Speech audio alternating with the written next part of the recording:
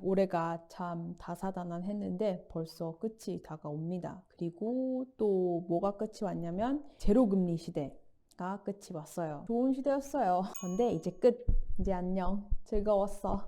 언제나 그랬지만 또 올해는 더더욱 특히나 이 파웰 연준 의장이 시장 흐름에 대해서 코멘트한 방향에 따라서 아주 장외 시간 거래부터 시작해서 그 이후 며칠 동안 시장이 아주 단기적이지만 매우 큰 가격 변동성을 보였습니다. 왜 그렇게 나스닥이 발작을 하느냐, 뭐가 그렇게 호들갑들이냐라는 소리가 많은데 예전부터 한번 정리를 하고 넘어가고 싶었어서 이번 기회에 한번 해볼게요. 도대체 이 FOMC가 뭐길래 연준 의장이 발표하는 이 말의 의미가 뭐길래 증시가 이렇게 흔들리나, 그리고 파웰 의장이 자꾸 말이 바뀐다고 욕을 엄청 먹고 있는데 연준 의장이 원래 욕먹는 자리예요. 그래서 역대 의장님들하고 비교도 해보면서 파웰이 대체 뭔 소리를 하고 있는 건지 한번 알아보는 시간을 가져보겠습니다. 올해 마지막 FOMC 미팅이 지난주에 있었죠. 이게 one of the most hawkish policy pivot라는 평을 듣고 있습니다. 이게 월스트리트식 창의력인지 아니면 이 창의력이 한계인지 모르겠는데 아무튼 이 월가의 언어에는 동물들이 많이 나와요.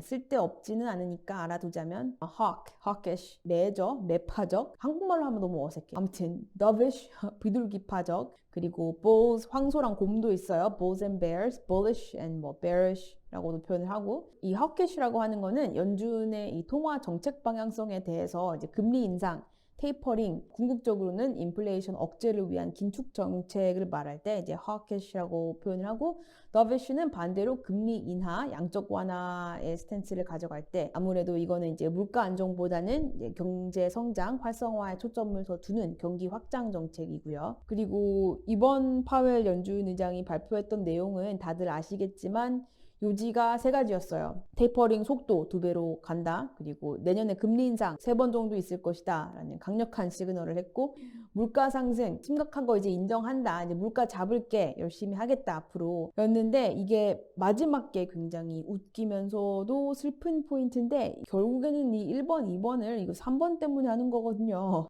그래. 그럼 그런 말을 했다는 것까지는 알겠어. 그러면은 해석을 할 줄 알아야겠죠. 이게 워낙 중요한 시장 지표이기 때문에 거의 실시간으로 언론 보도가 되면서 뉴스로도 접할 수 있겠지만 중요한 건 항상 시장은 항상 그것보다 더 빨리 반응을 하니까. 지금까지는 연준이 계속 매달 150억 달러씩 자산 매입 규모를 줄여가고 있는데 이제부터는 30 billion per month, 300억 달러 수준으로 2배로 높여가지고 더 빨리 축소시킨다는 거죠. 이 정도라면은 2022년 내년 초까지 한 3월 말까지는 테이퍼링이 완료가 되는 수준입니다. 지금까지는 내년 상반기가 끝나갈 무렵일 것이라는 타이밍에서 많이 앞당겨진 거고요. 왜 이렇게 2배 속도로 테이퍼링을 하는 이유가 뭐냐? 왜 그렇게 하냐면 3월부터 금리를 올릴 수 있으니까. 올해는 이게 상반기 한 끝나갈 때쯤 눈치를 좀 보면서 좀 슬금슬금 올릴까라고 생각을 했는데 그게 아니라 3월부터 바로 올리기 시작해서 내년에만 한 3번 정도 금리 인상이 가능하다는 결론이 나왔습니다. 참고로 미국의 기준금리라 함은 Federal Funds Rate 이 차트인데 2020년 3월부터 코로나로 인한 경기 침체라고 하지만 사실은 증시 황금기였던 아무튼 이 2020년 3월부터 이 아름다운 제로금리 시대가 열렸었는데 이제 드디어 이게 다시 정상 궤도로 돌아간다는 뜻이에요. 그리고 이렇게 쫓기듯이 올릴 수밖에 없는 이유는 인플레이션. 중요한 건 이게 얼마나 급 유턴을 한 정책이냐가 중요한 건데 이게 사실 FOMC 9월 미팅까지만 했어도 내년에 금리 인상을 할 것인가 말 것인가 이 여부에 대해서조차도 찬반 의견이 거의 반반이었는데 지금은 내년 인상은 당연한 거고 내년 기준금리가 75 bps 인상 예상이 되고 있습니다.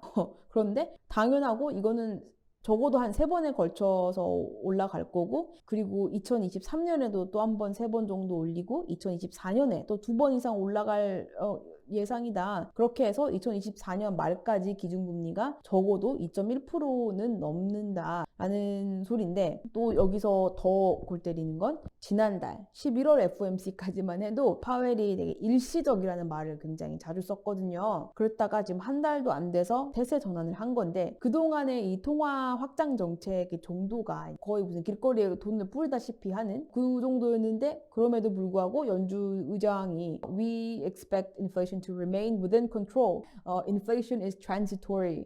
라는 소리를 하는 둥 아니 이게 무슨 마법 같은 소리야. 돈을 그렇게 풀었는데 인플레이션이 정상 범주 이상으로 치솟는 게 당연한지 거기에 대해서 이 좀 선행적인 연준만의 대응책이라던가 이제 금리 인상에 대한 확실한 스케줄을 테이퍼링 강도라든지 이런 것들을 진작에 내놨었어야 하는데 금리 인상 자체만 봐도 그거를 막 최대한 미룰 것처럼 해놓고서 이렇게 갑자기 이제 급 전환을 한 거죠. 그래서 이거를 mocking-하는 이런 티셔츠들이 팔리고 있고요. 이거 어디서 많이 봤는데 싶으신다면 맞습니다. 제가 예전 영상에서 좀 오래됐지만 인플레이션 15% 찍었던 미국의 7, 80년대 연준의 딜레마를 다뤘던 그 이야기에서 포드 대통령의 흑역사로 기록되는 이 윈 배지 Whip Inflation Now. 그나마 파웰은 자기가 직접 제작한 굿즈는 없어. 포드는 자기가 직접 굿즈를 만들면서 이 윈 캠페인을 인플레이션 때려잡기 캠페인을 밀었었다는 참고로 현재 미국 CPI 인덱스로 보는 물가 상승률은 거의 7%입니다. 11월 30일 기준 6.8%였고요. 그리고 12월인 지금도 거의 뭐 7%대가 예상이 되는데 그런데 이번 FOMC에서 이 FOMC 위원회가 예상하는 내년 인플레이션은 2.6%예요.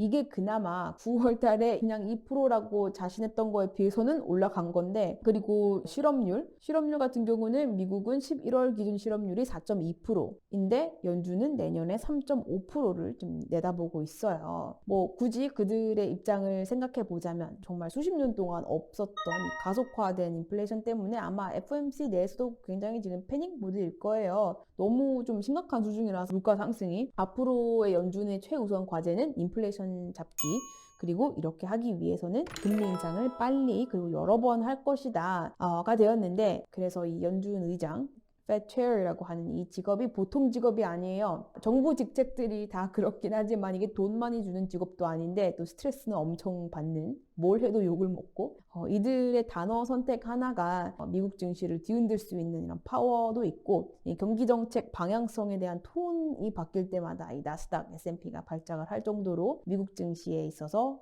그리고 곧 세계 증시에 있어서 가장 중요한 인물이기도 한데 게다가 또 요즘은 밈 시대라서 또 더 가혹하게 까이는 인터넷에서 여기 지금 창의적인 이 돌려까기 짤을 하나 가져왔는데 History of the Fed Funds Rate since 1979 역대 연준 의장 키랑 연준의 기준금리랑 비례한다라는 이 막장 법칙을 또 제롬 파웰이 신기하게도 이어간다는 이런 카툰의 내용입니다.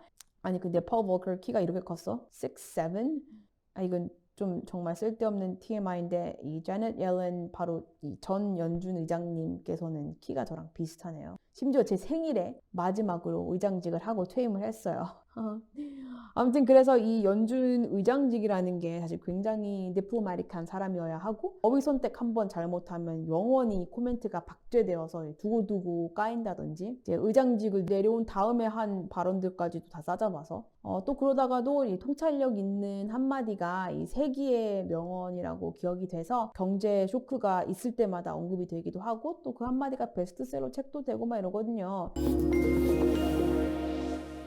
연준의 위상을 보면은 사실 펄 워커 전과 후로 나누기 때문에 펄 워커부터 한번 볼게요. 사실 그 전에는 연준이 뭔지도 몰랐고 사람들이 연준이 뭘 하든 관심도 없고 이 연준 의장의 존재감이라는 게 그다지 강렬하지 않아서 지금 역대 의장들 명언 베스트 워스트를 제 맘대로 한번 꼽아봤는데 이들도 당연히 사람인데 실수도 하고 이제 평가에 대해서도 굉장히 논란이 많지만 그래도 미국 증시, 미국 경제사에 큰 획을 그은 사람들이니까 한번 재미로 한번 볼게요. 그때 당시 증시의 움직임과 함께. 먼저 제 채널에서 가장 자주 소환되시는 펄 워커. 이게 79년도, 80년대 초반 미국 인플레이션이 15%에 달할 때 극단적인 조치를 취하면서 원성도 엄청 사고 너무 강경책을 때리니까 금리가 치솟고 실업률도 높아지고 단기적이지만 인플레이션이 더 높아지는 그런 상황에서 이제 파월 워커 이 연준 의장 탓을 하면서 사람들이 연준 건물 앞에서 시위도 하고 그리고 자살하라고 총도 보내고 하지만 그만큼 단기간에 인플레이션을 결국 잡았고 미국 경기를 회복시켜서 칭송받기도 한 인물이기도 합니다. 그런데 워커님은 인플레이션 파이터라는 이미지도 있지만 아무래도 또 이제 본인의 이름을 딴 이 대형 IB들에 대한 이 규제 정책 때문에 더 유명하기도 하거든요. 그 워커 룰. 그래서 명언들을 보면은 뭔가 이 대형은행, 이 금융기관들이 규제를 피하고 이제 이득을 취하는 비합리적이진 않지만 뭐 비윤리적일 수 있는 이런 구조에 대해서 비판적이고 또 냉소적인 발언들이 굉장히 많아요. 예를 들면 The only thing useful banks have ever invented in 20 years is the ATM machine. Thou shall not gamble with the public's money. 일반 시민들 돈 가지고 도박하지 마. 대형 IB들, 투자은행들 그리고 이제 금융기관들을 향한 일침이었죠. 그리고 앨런 그린스팬 연준 의장. 그린스팬은 좀 독특해요. 왜냐면 이 사람이 화법이 굉장히 독특한 걸로 유명을 하는데 아무래도 이제 가장 유명한 명언이라고 하기에는 단어 irrational exuberance 비이성적 과열이라는 이거로 굉장히 유명한데 이 그린스팬이 특유의 이 어휘라든지 이 비유법을 분석하는 책까지 나왔었어요. 심지어 베스트셀러였는데 이제 닷컴 버블이 한창이던 90년대 후반 미친 밸류에이션에 더 이상 밸류가 없다라는 소리가 나올 때까지 치솟던 이 기술주들을 향해서 대놓고 이거는 irrational exuberance다. 사실 정확한 콧을 가져오면 but how do we know when irrational exuberance has unduly escalated asset values, which then become subject to unexpected and prolonged contractions, as in Japan? 이라고 표현을 했다가 당시 시장의 문매를 맞았고요. 네가 뭘 알아? 네가 뭔데 이 위대한 기술 성장주들에게 비이성적 과열이라고 하면서 원래 이 시장의 광기에는 신도 욕을 먹거든요. 그러다가 이 닷컴 버블 붕괴가 찾아오니까 그때 가서야 이 현인 뭐 냉철한 통찰력 막 이러면서 포장이 되는가 싶더니 2008년 금융위기가 터졌을 때는 그때는 이제 의장직을 내려온 이후였지만 이 앨런 그린스팬의 이 방임주의 수준으로 너무 냅뒀던 금융시장의 규제의 부재, 파생상품 시장의 이 막장화에 기여한 죄로 또 욕을 한 바가지 먹기도 했어요. 근데 그린스팬은 항상 보면은 사태 파악을 정확히 하고 표현력이 만점이야. 2008년 금융위기 같은 경우도 once in a century credit tsunami라고 표현을 하고 하지만 어쨌든 간에 2008년 이 금융위기 주범이라고 불리기도 할 만큼 미국 이 대형 투자은행들에 대한 규제 같은 경우는 좀 손을 많이 놨었다는 것. 물론 나중에 자신의 실수를 인정도 해요. I found a flaw in the model. 내가 믿었던 경제성장의 모델에 대해서 오류가 있었다는 걸 인정을 한다. 정책적으로 더 현명하게 개입하지 않았다는 것도 인정을 한다. I made a mistake in presuming that the self-interest of banks was such that they were best capable of protecting their own shareholders. 이래서 연준 의장직을 맡으려면 멘탈이 강해야 돼요. 그래도 시켜주겠다고도 안 하겠다는 사람들 많거든요. 실제로 이게 appointed position이니까. 아무튼 이렇게 자신의 모든 한마디가 시장에 모니터링 되고 이제 이상하게 해석되기도 하고 이제 과대 해석되기도 하기 때문에 애매모호한 화법을 유지하는 게 중요하거든요. 이 연준 의장들 전매 특허, 애매모호한 화법, 이게 빠져나올 구멍을 만들어놔야 되기 때문에 그런데 또 이 스테레오타이프를 뒤엎고 나타났던 게 우리의 벤 버냉키. 사실 저는 버냉키 세대거든요. 이런 것도 세대를 따질 수 있다면. 그린스팬 때는 아직 학생이었고 그래서 그냥 신문 기사에서 뭐 오늘 그린스팬이 뭔 말 했었구나 정도였지 사실상 이 버냉키의 시대에서 금융권에서 일을 했었으니까 조금 더 와닿기도 하고 아무튼 버냉키 같은 경우는 조금 더 말을 되게 시원시원하게 하는 스타일인데 그게 나중에 말실수가 될지언정 예를 들면 가장 유명한 것 중에 하나가 2002년 The US government has a technology called the printing press that allows it to produce as many US dollars as it wishes at no cost 라는 거의 무슨 드립 수준의 말을 했는데 at no cost 이 마지막 이 멘트만 애들은 안 했었어도 사실 유머 감각으로 넘어갈 수 있었을 텐데 또 2005년 이 주택 가격 상승에 대해서 그때 그 버블로 치닫고 있었던 미국 주택 시장에 대해서. The housing prices have risen by nearly 25% over the past 2 years. At a national level, these prices largely reflect strong economic fundamentals. 그리고 2005년에 derivatives 관련해서도 이 파생 상품은 이거를 정확히 이해하고 올바르게 활용할 인센티브가 충분히 있는 sophisticated 투자 집단이 트레이드하고 있기 때문에 이 파생 상품의 안정성에 대해서는 특별히 걱정할 필요가 없다. 면서 뭐 이렇게 아니라면서 이 자유시장 논리에 완벽하게 편승한 발언들을 굉장히 직설적인 화법으로 했다가 그리고 이제 2008년 금융위기가 터졌죠. 그래서 아주 엄청난 비난을 받았습니다. 하지만 2008년 이후에 미국 증시를 또 끌어올리고 성장 궤도로 올려놓은 장본인이기도 해요.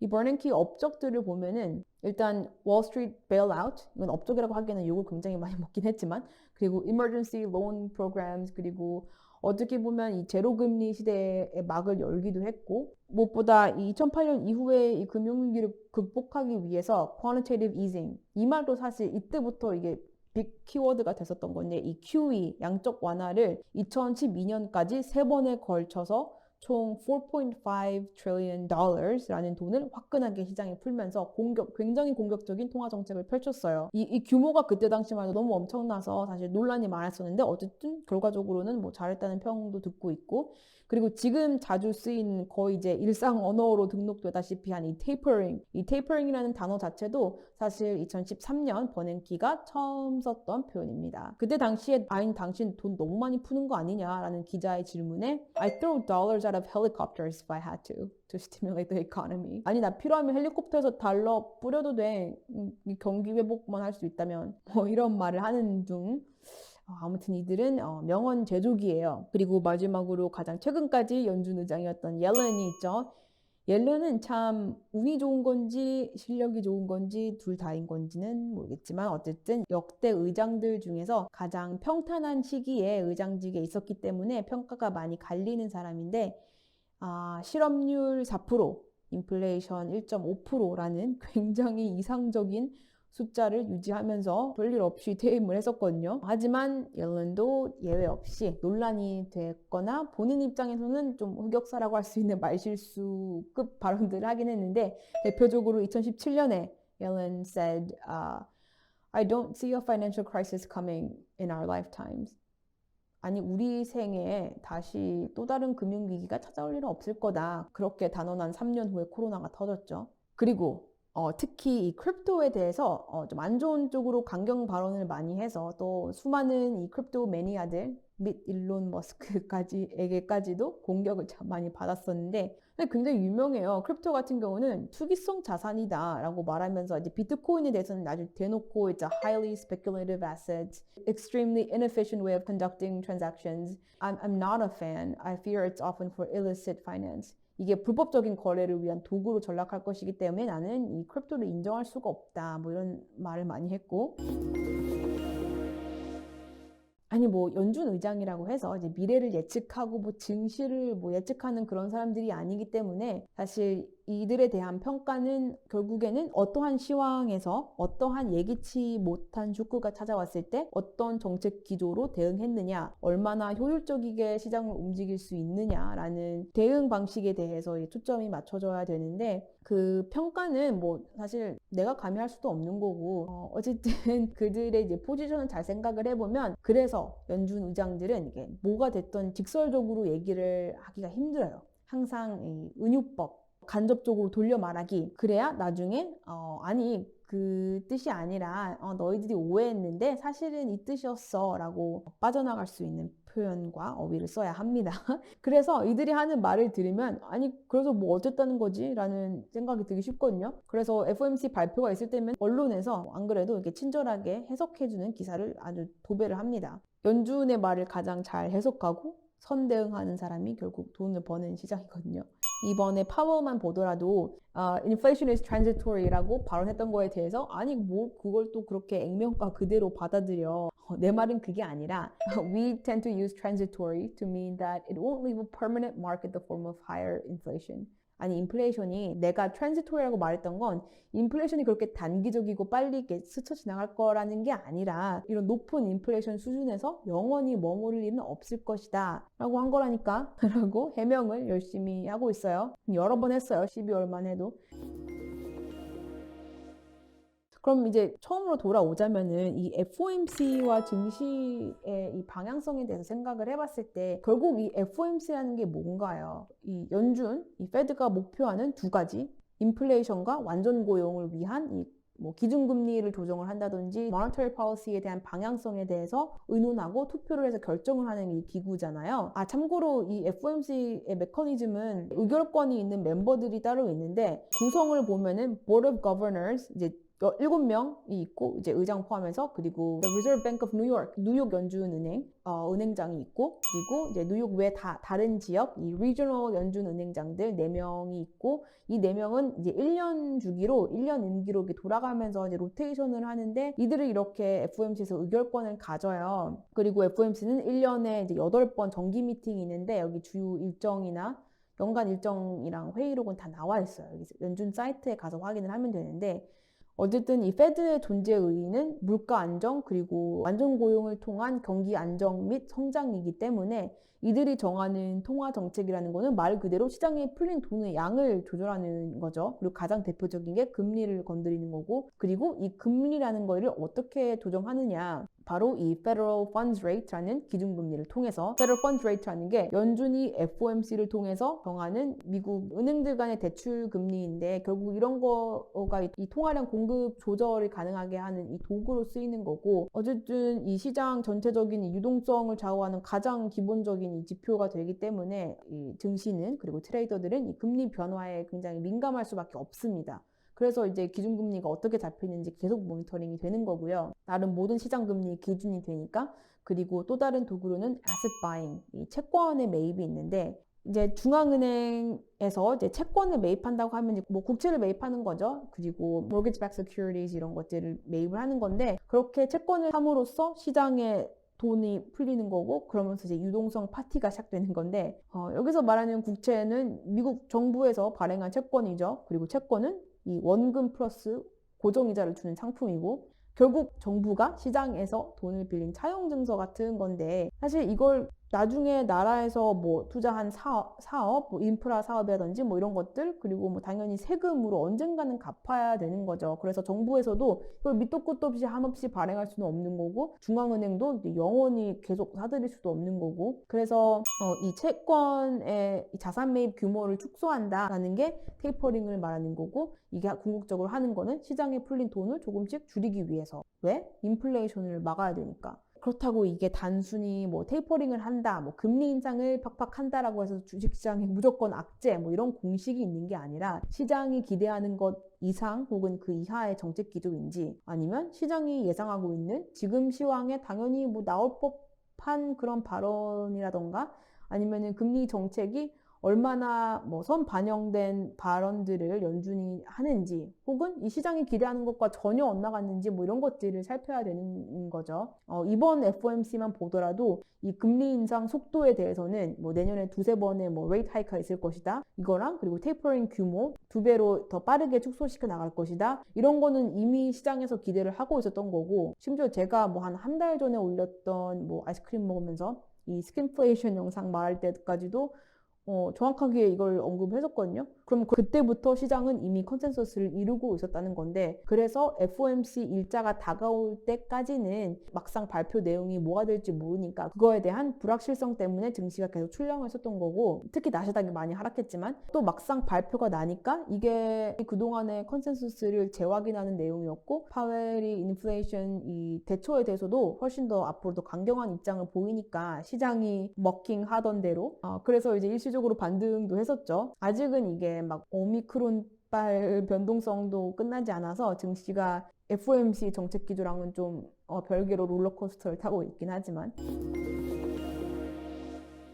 그래서 아까도 말했지만 이 FOMC 구성원들이 이제 1년 단위로 로테이션이 있다고 했잖아요. 그래서 올해 FOMC에서의 발표 내용도 뭐라고 섣불리 단정 지을 수도 없는 게 내년 FOMC 때는 의결권 가진 사람들이 또 바뀌고 이게 누가 될지도 아직 사실 몰라요. Board of Governors 지금 3자리 정도를 지금 바이든이 채워 넣어야 되고요. 그리고 내년에 달라스 그리고 보스턴 이 연준은행 은행장들이 누가 될지 모르기 때문에 그래서 내년에는 또 내년 FOMC 미팅에 다가가는 그 시점에서 시장의 센티멘트가 어떻고 컨센서스가 어떠하며 또 그 시점에 가서 파웰 연준 의장의 발언들이 얼마나 일관되게 유지되느냐 그런 것들에 따라서 증시가 움직이게 됩니다. 그래서 종합을 해보자면 이 FOMC, 곧 연준이 책임져야 하는 거는 미국 증시가 아니죠.